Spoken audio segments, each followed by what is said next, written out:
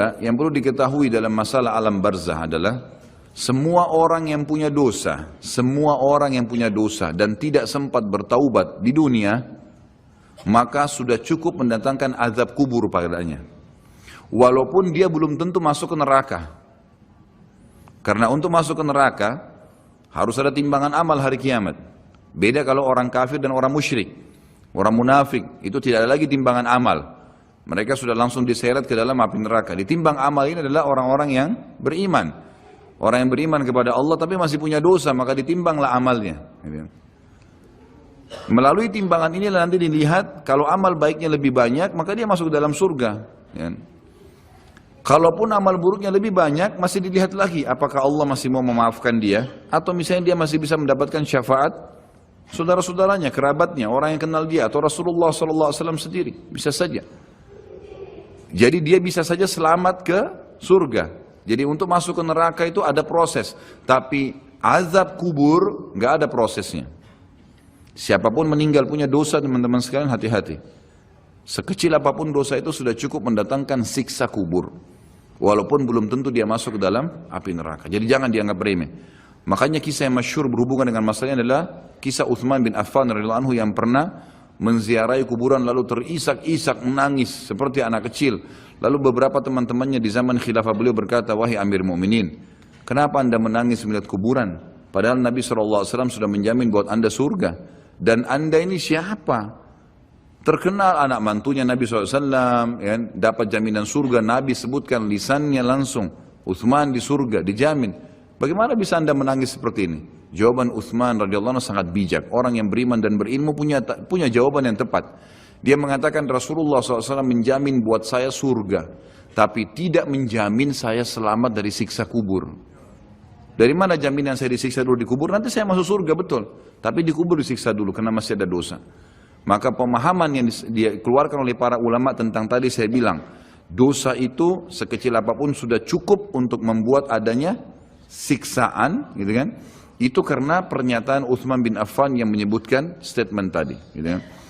Jadi kita harus memahami poin ini teman-teman sekalian. Makanya jangan pernah tunda minta maaf sama orang. Jangan pernah tunda mengembalikan haknya orang lain.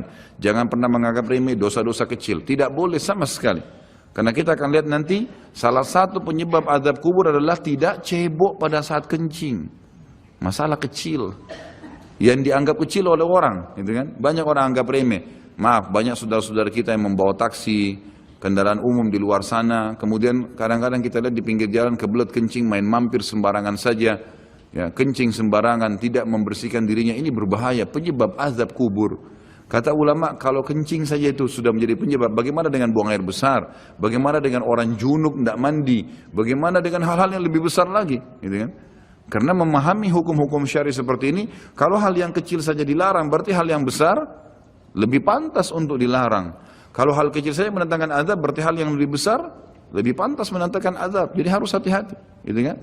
Kalau amal ibadah kecil kita kerjakan sudah besar pahalanya, bagaimana dengan amal yang wajib misalnya atau amal yang besar yang kita kerjakan? Kalau umrah fadilahnya besar, berarti haji lebih besar. Kalau sholat sunnah besar, tahajud, maka sholat 5 waktu lebih besar pahalanya, dan seterusnya. Jadi poin-poin ini dalam mukaddimah kita harus difahamin baik-baik, gitu kan? Terutama yang terakhir saya ucapkan tadi, hati-hati teman-teman sekalian. Saya juga tahu diri saya pasti punya salah, tapi saya mengajak diri saya dan jemaah saya untuk beristighfar kepada Allah, bertaubat. Jangan tunda pengembalian haknya orang lain, meminta maaf kalau punya kesalahan. Jangan tunda-tunda, jangan bilang nanti Idul Fitri baru saya minta maaf. Nggak ada perintah dalam agama seperti itu. Sebelum pejamkan mata nanti malam minta maaf semua. Dan orang cerdas adalah orang yang tidak menyiapkan musuh pada hari kiamat. Hati-hati. Jangan siapkan musuh siapapun dia. Jangan pernah caci maki orang lain, jangan pernah anggap remeh orang lain. Sampai Hasan Basri rahimahullah waktu ditanya tentang definisi tawadhu, apa itu tawadhu? Karena Nabi SAW mengatakan, jadi ulama-ulama di Irak sering kumpul membicarakan hal-hal yang mungkin bagi orang awam dianggap biasa gitu. Tapi bagi mereka bobotnya besar. Ulama-ulama Irak berkumpul dan Hasan Basri juga hadir situ rahimahumullah. Lalu mereka berkata, malam ini kita diskusikan tentang definisi tawadhu. Karena Nabi SAW mengatakan man tawadhu lillahi rafa'ahu Allah. Dalam hadis sahih riwayat Imam Ahmad dan Abu Daud. Siapa yang bertawadhu kepada Allah, merendah karena Allah, Allah akan angkat derajatnya. Maka setiap orang ulama memberikan definisinya masing-masing sampai akhirnya tiba di giliran Hasan Basri rahimahullah, mereka berkata, wahai apa pendapat anda wahai ayahnya Abdullah? Ya. Maka Hasan Basri mengatakan kalian sudah memberikan banyak sekali definisi. Kalau menurut saya tawadhu ialah jangan kau lihat siapapun muslim di depan matamu, ya, kecuali kau sudah langsung menanamkan dalam dirimu kalau dia lebih baik daripada kamu. Itu tawadhu. Siapapun dia. Mau dia cuma mungut-mungut sampah di pinggir jalan, mau dia cuma ini, mau dia cuma itu, tetap kita harus menganggap dia lebih baik daripada kita. Sehingga tidak ada celah untuk menganggap diri kita lebih baik. Dan akhirnya muncul kesombongan. Karena hadis jelas. Hadis yang sahih mengatakan siapa dalam hatinya seperti biji sawi dari kesombongan, maka tidak akan mencium bau surga. Berat, gitu kan? Makanya kita harus kemas diri kita dengan ketawadhuan itu misalnya. Kita merendah. Maka harus ini, ya, kembalikan semua hak-hak orang, minta maaf. Kalau pernah mengambil barang orang yang tidak jelas, kembalikan. Kalau tidak, sedekahkan sejumlah itu. Semua selesaikan. Jangan ada masalah. Ya, jangan pernah ada masalah. Jangan siapkan musuh. Imam Bukhari rahimahullah pernah berhenti berburu hanya karena meleset anak panahnya kena pagar tetangganya. Gitu kan? Diajak teman-temannya, kita memanah yuk, berburu. Beliau senang berburu. Kemudian pada saat beliau lagi latihan panah, ternyata anak panahnya sempat mencuil sedikit pagar kayu tetangganya. Lalu dia panggil gulamnya, gulam ini kayak pembantunya, sampaikan ke teman-teman saya kalau saya tidak jadi memanah, saya tidak jadi berburu, dan sampaikan kepada tetangga kalau Bukhari minta maaf. Muhammad namanya tentu, Muhammad minta maaf, gitu kan. Sampaikan dan siap mengganti pagar yang rusak itu. Begitu pembantunya Imam Bukhari datang ke tetangga tersebut lalu berkata, ya, Syekh Imam Bukhari menyampaikan maaf karena pagar anda tercuil diperlihatkan. Lalu tetangganya tersenyum dan berkata, jangankan pagar saya, rumah saya semua buat Imam Bukhari. Saya tidak perhitungan dengan masalah itu. Waktu pembantunya Imam Bukhari kembali ke rumahnya, apa yang terjadi? Lihat orang soleh dan orang beriman, tahu dan yakin dengan adanya siksa dan azab kubur, tahu ada akhirat dan hisab. Maka apa yang terjadi? Imam Bukhari sujud syukur kepada Allah, kemudian bersedekah sekian ribu dirham, hanya karena tidak jadi ada musuh dari tetangga yang dia cuilkan pagarnya. Coba teman-teman, berapa banyak sendal yang antum injak? Hah? Berapa banyak air yang kepercik kena orang lain? Berapa banyak ini, berapa banyak itu? Berapa banyak yang kita anggap remeh mengambil karena teman punya dan seterusnya. Ini hati-hati. Jangan siapkan musuh hari kiamat. Azab kubur datang kepada siapapun yang masih punya dosa. Dan dosa ada hubungannya dengan Allah subhanahu wa ta'ala, ada hubungannya dengan makhluk. Kalau berhubungan dengan Allah Azza wa Jalla, kita bertaubat kepada Allah. Allah Maha Pemurah. Dia akan terima taubat hamba-hambanya asal ikhlas.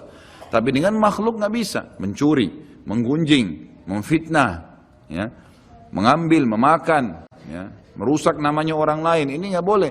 Ini harus selain taubat kepada Allah, meminta maaf kepada orangnya. Nah, ini tidak boleh ditunda ini. Nggak ada gengsi di sini.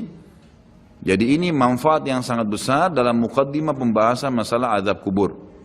Kita dengarkan dalilnya. Dalil-dalil naqli secara wahyu disebutkan oleh Syekh Abu Bakar rahimahullah. Yang pertama, berita dari Allah subhanahu wa ta'ala tentang kenikmatan dan azab kubur.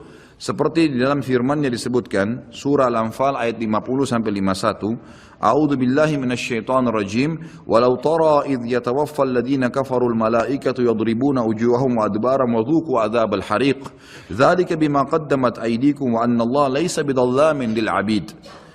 Kalau kamu melihat, kalau seandainya kalian bisa melihat, kata Allah Azza wa Jal, bagaimana para malaikat mencabut jiwanya orang-orang kafir dan memukul, seraya memukul muka dan belakang mereka, bokong mereka. Dan dikatakan pada saat itu, rasakanlah oleh kalian siksa neraka yang membakar. Tentulah kalian akan merasa ngeri. Demikian itu disebabkan oleh perbuatan tangan kalian sendiri. Sungguhnya Allah sekali-kali tidak menganiaya hambanya. Kata ulama tafsir yang dimaksud adalah pada saat dicabut ruhnya, dihantam wajah dan bokongnya, kemudian dirasakan rasa panas. Pada saat dimasukkan ke kuburan, dia akan merasakan juga panasnya api sampai dibangkitkan pada hari kiamat. Ini makna tafsir dari ayat. Juga dihubungkan dengan yang lainnya adalah Allah subhanahu wa ta'ala menutup ayat ini sambil berkata, itu karena perbuatan tangan kalian sendiri. Kata ulama tafsir, Allah Azza wa Jalla dengan kemahamurahannya, walaupun orang kafir, Fir'aun menantang Allah menganggap dirinya Tuhan, masih didakwahi dan sampai detik terakhir sebelum dia ditenggelamkan masih diberikan kesempatan untuk taubat. Makanya kata Nabi SAW, wala yahliku illa halik, tidak ada orang yang masuk neraka kecuali orang yang bobrok, Karena sampai dia mau meninggal, sinyal Allah terus datang untuk taubat. Baik dari lisannya orang lain kah, fenomena yang terjadi kah, ada saja. Maka orang yang cerdas harus bisa mengambil pelajaran. Teman-teman, ulama juga menitikberatkan begini. Setiap azab Allah akan datang yang besar, Allah selalu datangkan azab yang kecil sebagai peringatan. Sebelum seseorang itu rubuh hotelnya, terbongkar aibnya karena dia berzina, akhirnya dibuka orang seluruh dunia bisa melihat. Maka pada saat pertama dia mau berzina, Allah subhanahu wa ta'ala tanamkan rasa takut dalam dirinya, khawatir ketahuan. Tangkap tak sinyal itu? Enggak, tetap ngotot jalan. Baik, setelah itu Allah subhanahu wa ta'ala buat pasangannya telepon. Ada temannya telepon, gitu kan? Atau pasangan yang sedang dia akan ini juga begitu. Tetap juga tidak mau. Maka mungkin digerebek pada saat dia masuk di hotel, kemudian ketahuan, dipublikasikan oleh polisi, masih juga diulangin, maka sekalian Allah rubuhkan tempat itu dengan gempa, kemudian terbongkar lebih besar aibnya. Seperti pernah terjadi di Mesir begitu. Akhirnya rubuh sebuah hotel yang memang selalu dipakai untuk zina, dan banyak sekali, subhanallah, dengan hikmah Allah, orang-orang yang berzina meninggal sementara mereka lagi berzina dan tidak rusak badannya di hotel itu, sementara hotelnya hancur. Allah datangkan azab yang besar setelah datang tahapan-tahapan yang kecil. Harus sadar, Allah juga datangkan keimanan yang sangat besar setelah kita berusaha mendatangi iman-iman yang kecil, gitu kan? Berbuat dulu amal-amal soleh, nanti Allah akan datangkan keimanan. Terus kita jaga, akan datang keimanan yang besar sekalian, yang akhirnya kita sudah betul-betul siap untuk berkorban di jalan Allah subhanahu wa ta'ala. Jadi ini yang dimaksud dengan firman Allah tadi di penutupan ayat Al-Anfal ayat 51, itu adalah perbuatan tangan kalian sendiri. Sampai sebelum meninggal, sebenarnya kalian masih bisa selamat dari azab kubur, dari azab akhirat, dari siksaan malaikat dalam mencabut ruh, asal memang kalian dasarnya taubat. Kemudian firman Allah subhanahu wa ta'ala juga di dalam surah Al-An'am ayat 93 sampai 94. A'udzu billahi minasyaitonir rajim, walau tara idz zalimuna fi gamaratil mauti wal malaikatu basitu aydihim akhriju anfusakum al yawma tujzauna adzabal huni bima kuntum taquluna 'alallahi ghairal haqqi wa kuntum an ayatihi tastakbirun.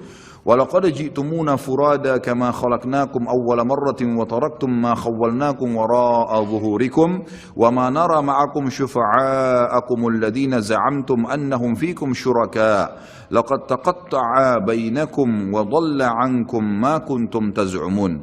Alangkah dahsyatnya sekiranya kalian bisa menyaksikan bagaimana orang-orang zalim. Zalim di sini kata ulama masuk kafir dan fasik. Fasik ini muslim, masih banyak dosanya, tidak sempat taubat. Kalau kalian bisa melihat bagaimana pada saat mereka berada dalam tekanan-tekanan sakaratil maut, proses dicabutnya ruh, sedang para malaikat memukul dengan tangannya sambil berkata, keluarkan nyawa kalian. Di hari itulah kalian akan dibalas dengan siksaan yang menghinakan. Siksaan mulai dari cambukan malaikat, masuk di alam barzakh, kemudian nanti di akhirat. Karena kamu selalu mengatakan terhadap Allah perkataan yang tidak benar, dan karena maksudnya setiap kali diingatkan ini Allah larang loh, nggak apa-apa, ini Allah perintahkan, ya sudah kamu aja yang kerjain. Selalu berkata yang tidak benar terhadap Allah. Dan juga kamu selalu menyombongkan diri terhadap ayat-ayatnya. Dan sesungguhnya kalian datang pada kami pada saat ini sendirian, sebagaimana kalian kami ciptakan pada mulanya. Dan kalian tinggalkan di belakang kalian di dunia apa yang telah kami karuniakan kepada kalian, rumah, kendaraan, harta dan seterusnya, dan kami tiada melihat beserta kalian pemberi syafaat yang kalian anggap bahwa mereka itu sekutu-sekutu Allah di antara kalian. Mana teman-teman, mana patung yang disembah, mana jimat yang dipakai, mana jin yang sering dipanggil. Kata Allah, tidak ada mereka semuanya.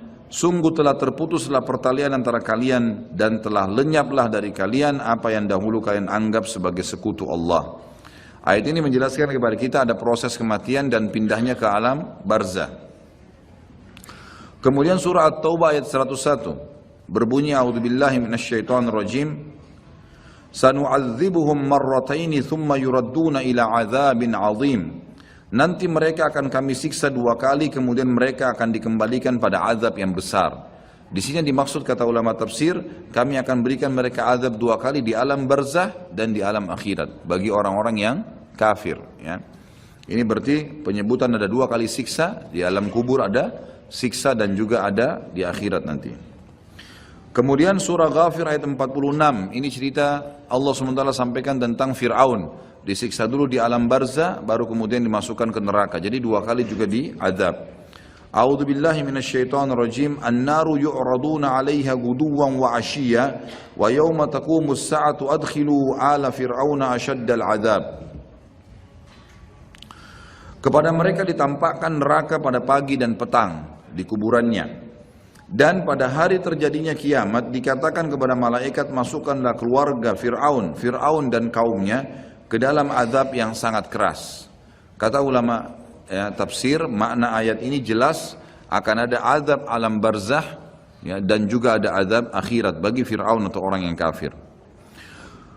Bagi orang-orang yang beriman, Allah Subhanahu wa taala akan memudahkan mereka menjawab pertanyaan malaikat di kuburan. Dan itu Allah sebutkan dalam surah Ibrahim ayat 27. Berarti ada proses di alam barzah. Kalau tadi orang-orang kafir dan fasik itu tersiksa, maka ini adalah orang-orang beriman bisa menjawab pertanyaan. Kata Allah Subhanahu wa taala, a'udzubillahi minasyaitonir rajim, yutsabbitullahu alladhina amanu bil qawli tsabit fil hayatid dunya wa fil akhirah wa yudillullahu adh-dhalimin wa yaf'alullahu ma yasha'. Allah meneguhkan iman orang-orang yang beriman dengan ucapan yang teguh di dalam kehidupan dunia dan di akhirat. Kata ulama tafsir, kehidupan dunia adalah orang-orang beriman kalau pelajari agamanya, setiap kali ditanya kenapa kamu sholat, kenapa kamu puasa, kenapa kamu jujur, kenapa kamu begini, maka dia bisa menjawabnya di dunia dan di akhirat. Kata ulama tafsir, akhirat adalah pertanyaan malaikat di kuburan dan juga nanti pada saat ditimbangan amal hari kiamat. Dan Allah menyesatkan orang-orang zalim dan berbuat apa yang dia kehendaki. Maksudnya orang-orang zalim tidak bisa menjawab pertanyaan malaikat di dalam kuburan. Ini semua ayat-ayat Al-Quran yang menjelaskan tentang adanya azab atau alam barzah, ada azab dan ada nikmatnya. Kita dengarkan hadis Nabi SAW. Poin kedua dalam kitab kita ini adalah informasi Rasulullah SAW mengenai hal itu. Seperti dalam sabdahnya, innal abda idza wudi'a fi qabrihi wa tawalla anhu ashabu wa innahu la yasma'u qar'ani 'alihim atahu malakani fayaq'idani fayaqulani lahu ma kunta taqulu fi hadha ar-rajul li Muhammadin sallallahu alaihi wasallam fa amma al-mu'minu fayaqul ashhadu annahu abdullahi wa rasuluhu fayuqalu lahu unzur ila maq'adika minan nari qad ab'adaka Allahu bihi maq'adan qad abdalaka Allahu bihi maq'adan minal jannati fayarahuma jami'a. وأما المنافق أو الكافر فيقولان له ما كنت تقول في هذا الرجل فيقول لا أدري كنت أقول ما يقول الناس فيقال له لا دريت ولا تليت ويضرب بمطارق من حديد ضربة فيصيح صيحة يسمعها من يليه من غير الثقلين. Sesungguhnya seorang manusia apabila telah diletakkan di dalam kuburnya dan ditinggalkan oleh para pengantarnya, sesungguhnya ia masih mendengar bunyi gesekan sendal mereka. Lalu ia didatangi oleh 2 malaikat. Kemudian 2 malaikat itu mendudukkannya dan berkata kepadanya, bagaimana menurut keyakinanmu tentang laki-laki itu? Yang dimaksud adalah Nabi Muhammad SAW. Maka seseorang mukmin akan menjawab, aku bersaksi bahwasanya dia adalah hamba dan utusan Allah. Lalu dikatakan kepada mayat tersebut, lihatlah tempat dudukmu dari neraka telah diganti oleh Allah dengan tempat duduk dari surga. Si mayit pun melihat kedua tempat tersebut. Adapun terhadap orang munafik atau orang kafir, maka kedua malaikat akan bertanya kepadanya, bagaimana menurut keyakinanmu tentang laki-laki itu? Maksudnya Nabi Muhammad SAW. Maka ia akan menjawab, aku tidak tahu. Aku mengikuti apa yang diyakini banyak orang. Lalu dikatakan kepadanya, kamu tidak tahu dan juga tidak mengikutinya. Sambil dipukul 1 kali dengan palu yang terbuat dari besi, sehingga ia berteriak keras dan dapat didengar oleh semua makhluk kecuali jin dan manusia. Hadis ini riwayat Imam Bukhari. Ditambah dengan riwayat yang lain, sama juga sahih, kata Nabi SAW, lalu malaikat mencambuknya dengan besi. Ini tidak disebutkan dalam buku sini, saya tambahkan, ditambukkan dengan besi yang semua makhluk Allah mendengarkan kecuali jin dan manusia. Dan kalau jin dan manusia mendengar pencambukan tersebut, maka mereka akan meninggal seketika karena kerasnya cambukan itu.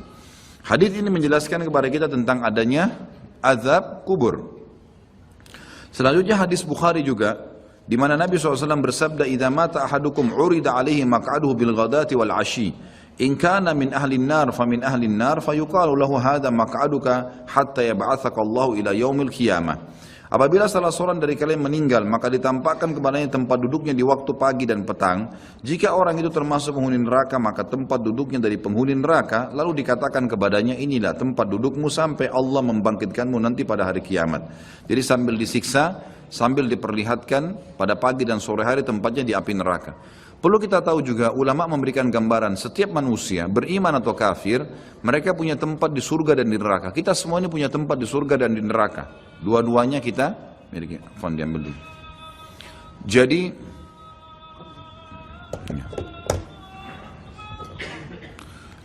Jadi kita semua ini punya tempat di surga dan di neraka. Punya tempat di surga dan di neraka.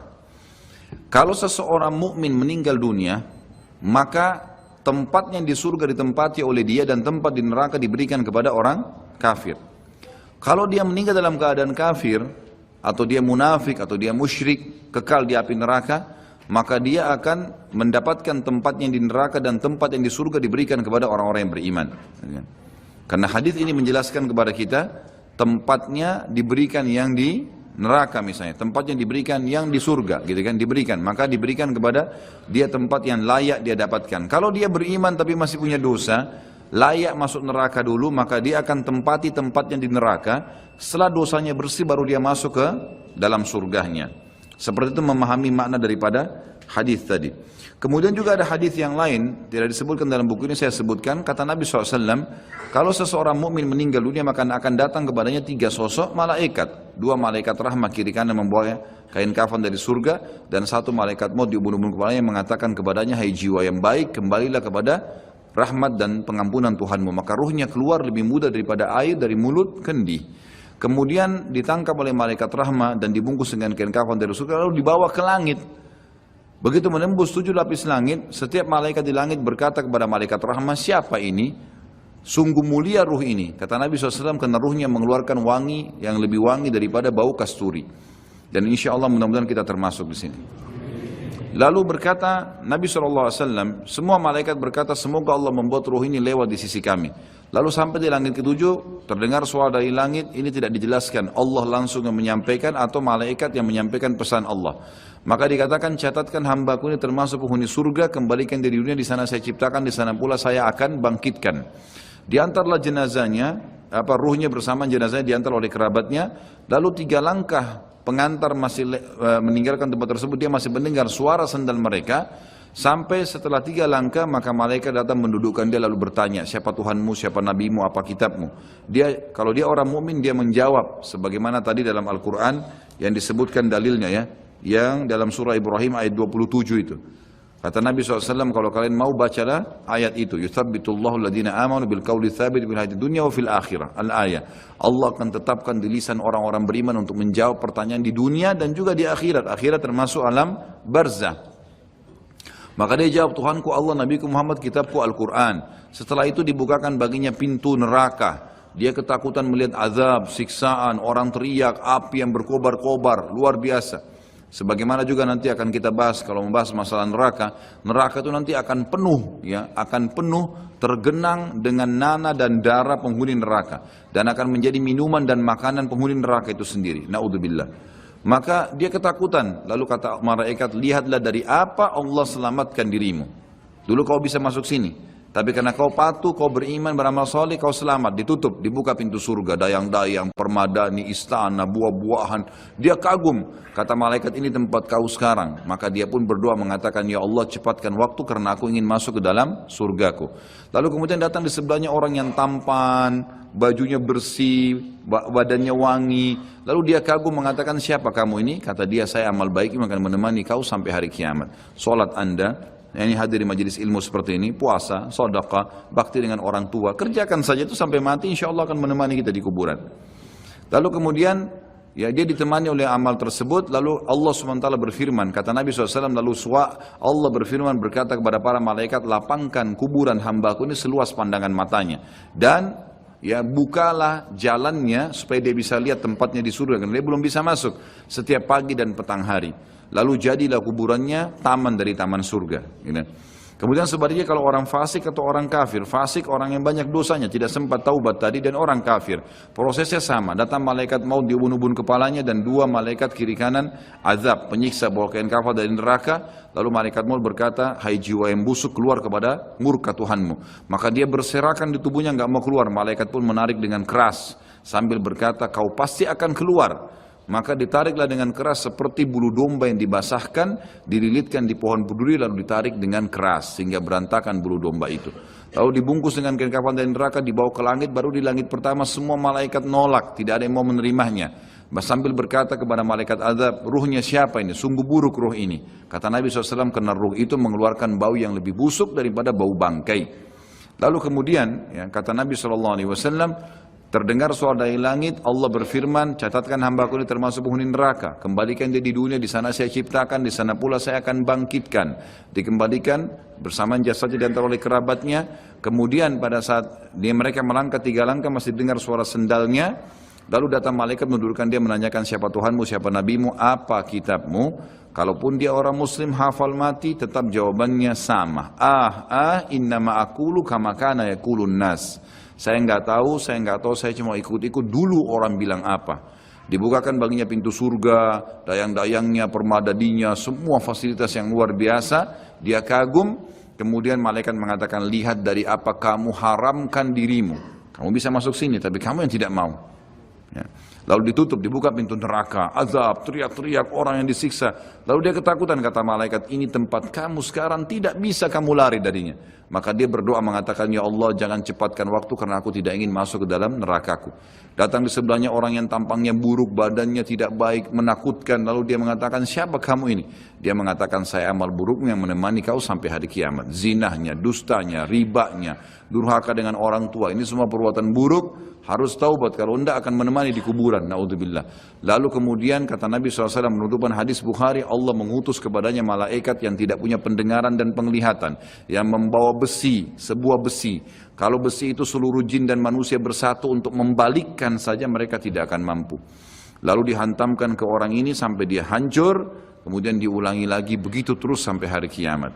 Riwayat lain mengatakan juga, riwayat Bukhari penutupannya, Allah subhanahu wa ta'ala membuat dinding kuburannya menjepit sampai tulang rusuknya seperti ini, kemudian diulangi lagi. Ulama hadis menggabungkan kedua hadis berkata, dia sambil dipukul, sambil dijepit, hancur, diulangi lagi, begitu terus sampai hari kiamat. Jadi ini na'udzubillah azab kubur yang sudah disampaikan oleh Nabi SAW. Bersyukurlah teman-teman kita sudah tahu dari sekarang, ya tinggal bagaimana menjaganya. Nabi SAW dalam hadis yang lain riwayat Bukhari juga selalu berdoa agar dijauhkan dari kuburan.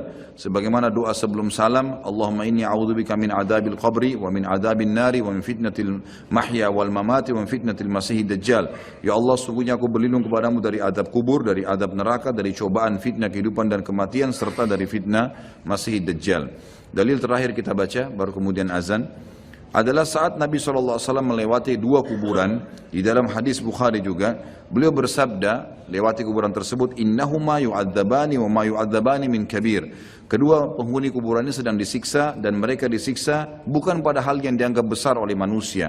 Thumma qala bala amma ahaduhuma. Lalu beliau berkata, sebenarnya itu bisa dikategorikan dosa besar. Kalau salah seorang dari mereka fakana yas'a bin namima, karena suka mengadu domba, wa ammal akharu fakana la yastatiru min bauli, yang satunya lagi tidak bersuci pada saat dia sedang kencing. Yang terakhir dalil nakli adalah poin ketiga, berimannya jutaan para ulama, orang-orang soleh dan orang-orang mukmin dari umat Nabi Muhammad SAW dan umat-umat yang lain kepada adanya azab kubur dan kenikmatannya serta segala apa yang diriwayatkan berkenaan dengannya. Silakan azan dulu insyaallah baru kita lanjutkan. Atau kiamat mempunyai konsekuensi iman kepada adanya azab dan kenikmatan kubur. Kalau kita sudah bahas di pasal-pasal sebelumnya, beriman kepada Allah di 4 pasal, dan beriman kepada malaikat-malaikat di pasal kelima, kemudian terus beriman kepada kitab-kitab, maka ini ada juga beriman kepada hari kemudian yang sudah kita bahas sebelumnya. Ini semua memiliki konsekuensi juga sama, adanya beriman kepada azab dan kenikmatan kubur serta segala yang berkenaan dengannya. Sebab semua masalah itu termasuk masalah gaib. Maka barang siapa beriman kepada sebagiannya, maka secara akal sehat ia wajib dan harus beriman kepada sebagian yang lain. Ini secara akal. Yang kedua, masalah azab kubur atau kenikmatannya atau apa saja yang terjadi di dalamnya seperti pertanyaan kedua malaikat bukan hal yang dinafikan oleh akal atau dianggap tidak mungkin, bahkan sebaliknya. Akal sehat pasti membenarkannya dan memberikan kesaksian akan kebenarannya. Artinya tidak ada sesuatu yang membuat orang menolaknya. Ya, karena itu bisa ditangkap, bagi orang beriman dia bisa menangkapnya. Karena banyak hal-hal yang tidak kelihatan dengan mata itu bisa ya ada, seperti perasaan manusia. Juga nanti akan beliau titik beratkan. Poin ketiga secara akal, menguatkan poin kedua adalah orang yang tidur kadang bermimpi tentang sesuatu yang membahagiakannya, ia merasakannya dan menikmati pengaruh pada jiwanya. Hal ini ia akan bersedih dan prihatin jika ia terbangun di saat sedang asyik bermimpi. Sebagaimana ia juga kadang bermimpi tentang sesuatu yang ia tidak suka dan ia merasa terganggu, di mana ketika ia terbangun ia bersyukur kepada orang yang membangunkannya. Kalaulah ada seseorang yang membangunkan di saat ia sedang merasakan kenikmatan atau merasa terganggu di dalam tidurnya yang benar-benar sedang terjadi pada jiwanya, bahkan ia terpengaruh dengannya, padahal itu adalah hal yang tidak dapat diketahui dengan mata atau tidak kelihatan dengan mata telanjang dan tidak dapat kita saksikan secara kasat mata dan tidak pula ada seorang yang mengingkarinya. Maka bagaimana azab kubur dan kenikmatannya diingkari padahal ia sangat mirip dengan mimpi? Atau kesimpulannya adalah, ini sebagai penutup poin ketiga terakhir, adalah kata para ulama, orang yang hidup di dunia pada saat dia meninggal seperti orang yang bangun dari tidur. Jadi pada saat dia tiba-tiba melihat malaikat maut datang, maka seperti orang yang tidur kaget. Disitulah dia melihat kehidupan yang sebenarnya. Malaikat datang mencabut ruhnya, semua fakta yang disampaikan secara wahyu dia akan lihat. Dan semenjak itu dia akan menghadapi kehidupan yang abadi, tidak ada lagi kematian, karena mati cuman satu kali. Jadi seperti orang yang baru bangun tidur dan akhirnya dia kaget, seperti itulah orang yang menghadapi kematian. جاب خواطرنا حلم يطويه تخرجنا أيام الجد قضيناها وهنا الإنجاز يسامرنا فرح قد جاب خواطرنا حلم يطويه تخرجنا أيام الجد قضيناها وهنا الإنجاز يسامرنا